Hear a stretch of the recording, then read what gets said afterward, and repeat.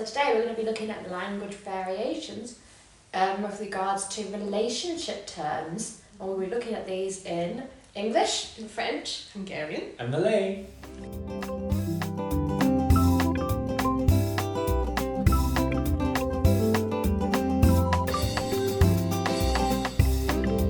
We have cooperation, which in French is la coopération.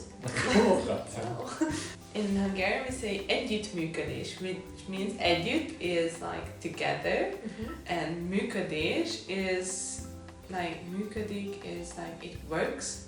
So like, you know, working together, cooperation. Yeah. That's very interesting because Malay has the same concept. We say German too. Yeah, we say kerja sama or bekerja sama. Kerja is to work, to do something, and sama is together. So kerja sama in one single word. Oh. Yeah.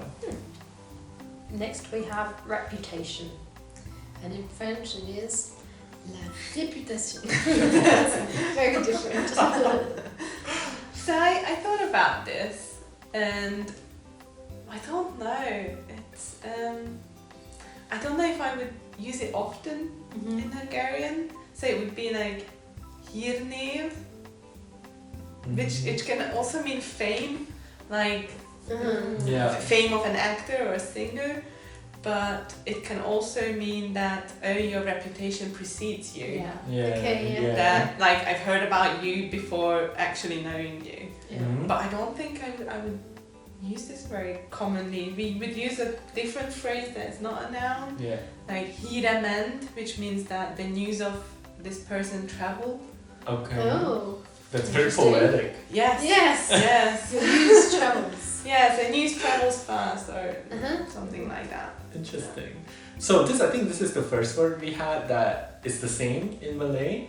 We say reputasi, but the thing is, in common language, I wouldn't say like, oh, his reputasi is whatever. I would just say if he has a good name. So we sometimes also say nama baik. Nama is like name, baik is good. So which means like he or she has a good name, or has or you say bad name, nama buruk. So you can say something like that. Yeah. It's interesting what you say with the name, because in French you would say, so to say someone is reputed for something, you could say est renommé pour, which means is named for, like, like, for example, this person is kind of used in the like context renowned of exactly, renowned for, the person is famous for. Okay, next we have colleagues, which in French is les collègues. Les collègues.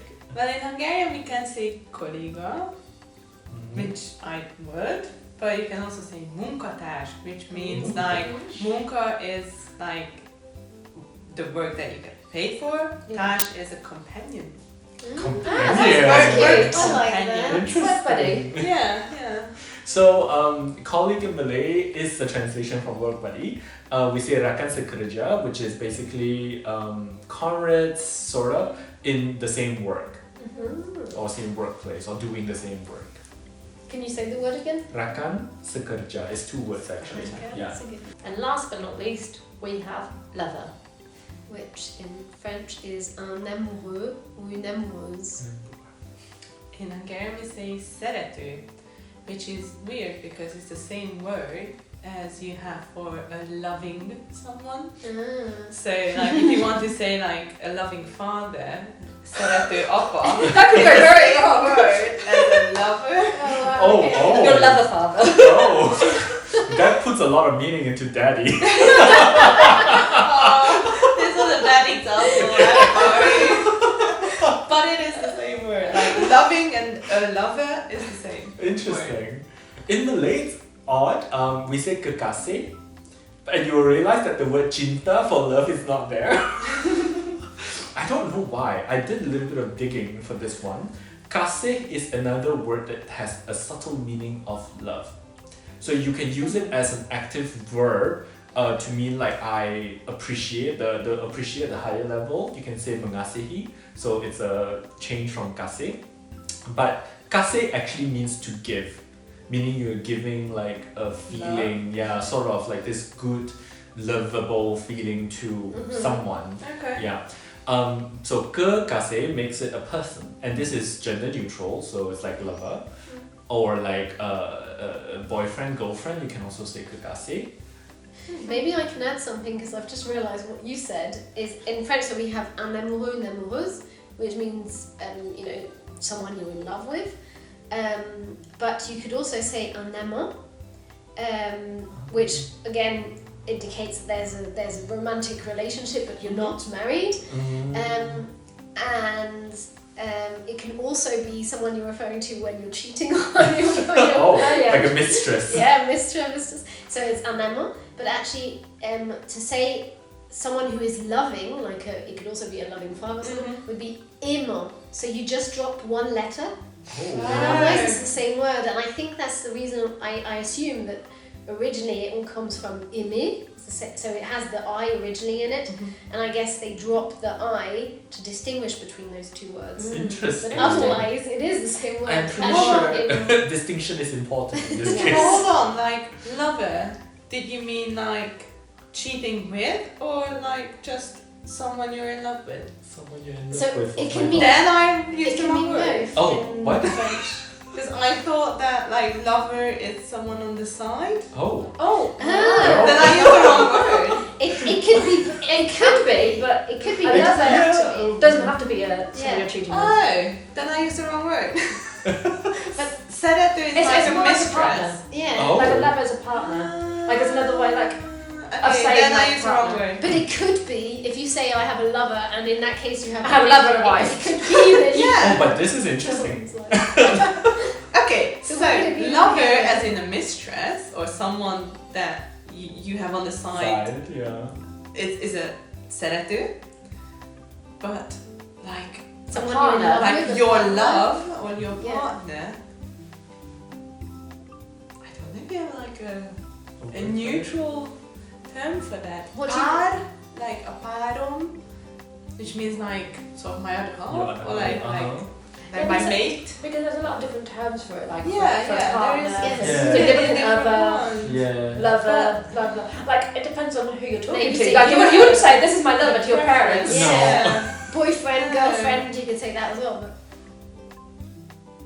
No, I don't think we have, because it's usually like gender specific, so like boyfriend, girlfriend, or husband, wife. I don't know.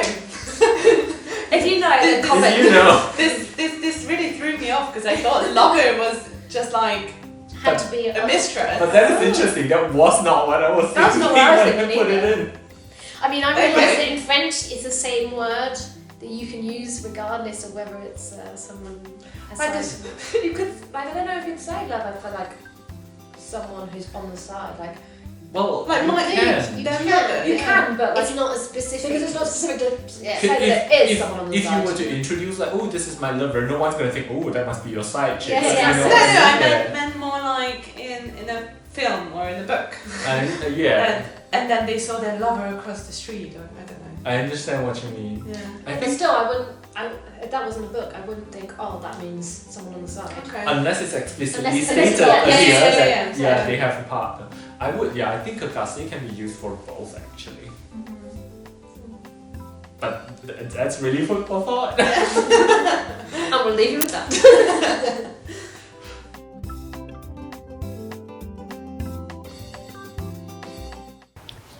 Merci d'avoir regardé notre vidéo. Nous espérons que cela vous ait plu. Si c'est le cas, pensez à liker, commenter et à partager la vidéo avec votre famille et vos amis. Vous souhaitez en voir davantage? Allez jeter un coup d'œil à notre playlist. N'oubliez pas de vous abonner à notre chaîne et à cliquer sur la petite cloche pour recevoir des notifications de nos vidéos à venir.